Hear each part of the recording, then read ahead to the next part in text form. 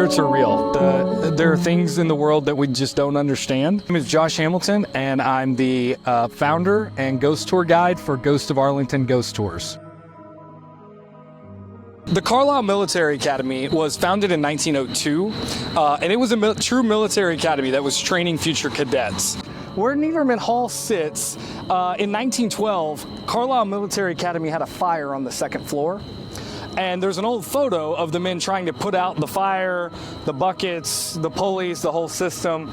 And in Niederman Hall today, there have been 2 reports by professors who are in the middle of teaching, and they smell clear as day smoke. And they're like, somebody light a cigarette? Is there something on fire? Everybody look around, but it's not getting hot. So they go out into the hallway, and they're asking other people, nothing. The second time it happened a few months later, it spooked the professor so much that one of the students pulls the fire alarm. The fire department shows up, no fire. So that gets them talking, and there's a local paranormal group called Fort Worth Paranormal Investigators who have come out here to investigate where the Carlisle Military Academy was, because in that fire of 1912, we know that 2 men got trapped on the second floor and died in that fire. Where that second floor would have been is about where the second floor of Niederman Hall is, and that's where they're smelling the smoke.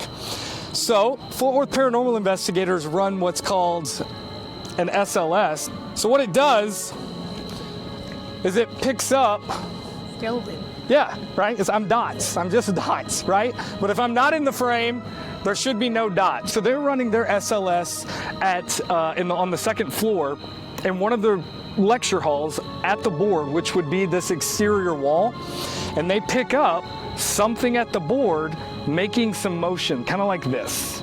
So at first they think it's a professor writing on the board, but when you go back and look, my theory is he's doing a pulley because both hands are doing it.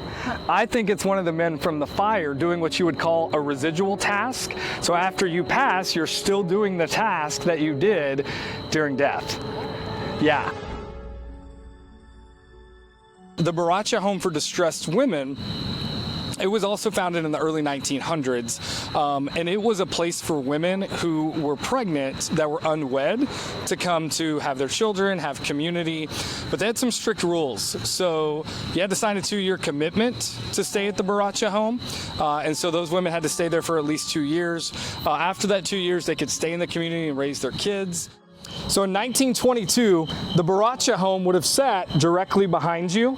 The cemetery's off to the side. And one of the little girls from the Baracha Home was down playing in the creek, and she doesn't know that it's raining upstream, and the water comes down, rushes over, and she gets swept up and dies in that flash flood. But students have said they'll be standing out here on this bridge at night, and they hear clear as day a whisper of a small girl say, "Help." 2 different couples, 2 different occasions. And they're like, help, who am I supposed to imagine being on like a first date? And that's what you get, right? My favorite part about this tour in particular is ending in the Cemetery of Lost Infants. It's just a cool cemetery to begin with. It's got really rich history, and we've got a lot of interesting paranormal activity that's happened on tours while we're doing it. Over in the cemetery, we've gotten all kinds of EVPs, which is electronic vocal phenomenon. So you're running a spirit box and you get something that speaks back through the box. So while we've been in the cemetery, we've had things say, please leave.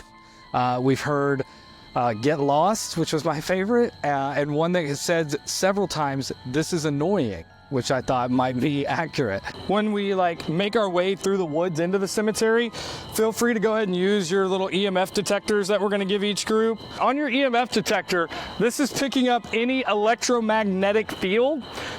You can see people for the most part, it's not gonna get anything above that orange, but if you're starting to get steady orange and red, just stay and see what happens. Just let it keep doing its thing, see how it goes.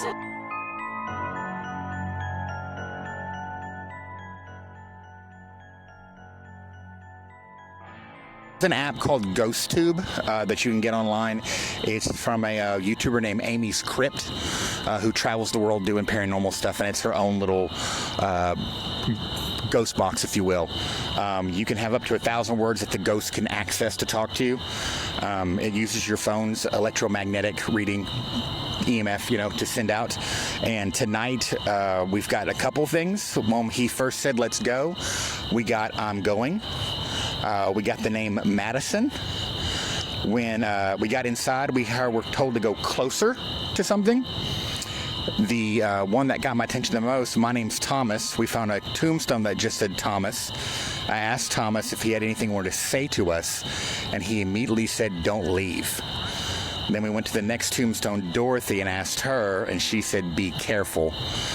Since then, I've just gotten random words like cold and water, although we are next to that little creek bed.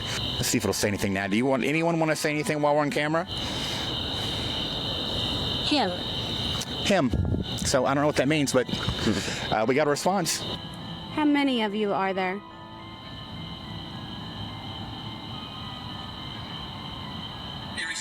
$37? That's what I heard. That's what I heard. That's way too many.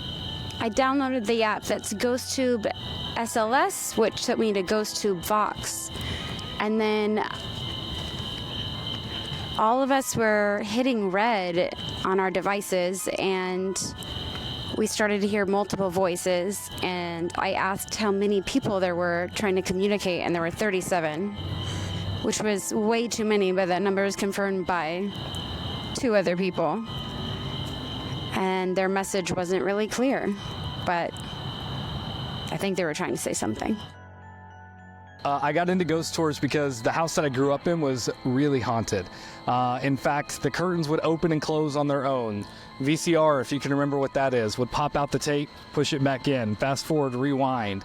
We saw shadow figures of a little boy. Our dogs would go crazy, like acting like they were running from something and no one was around. So grew up in a really active home. Having grown up in a house watching the curtains that were open get closed and no one around, I believe there's some other energy out there that we can't explain.